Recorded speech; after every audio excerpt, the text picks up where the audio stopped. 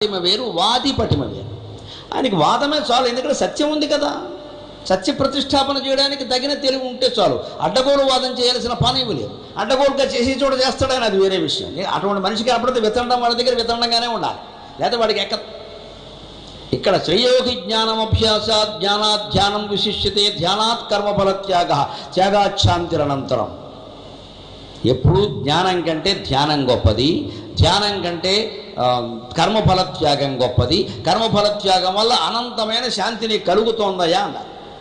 వెంటనే ఇక్కడ పాఠకుడు ఎక్కడ పొరపాటు పడతాడు, కర్మవాదంలోకి వెళ్ళిపోతాడు. కర్మఫల త్యాగం అంటే కర్మ చేస్తేనే కదా ఫలం, కర్మఫలం ఉంటేనే కదా కర్మఫల త్యాగం. అంచేత జ్ఞాన మార్గం ఎందుకు పనిలేక ఓళ్ళు గ్రహించాలి, ఓళ్ళు విషయాలు, విశ్వమంతా నేనే అనుకోవాలంటే ఇప్పుడు నా వల్ల అవుతుందా?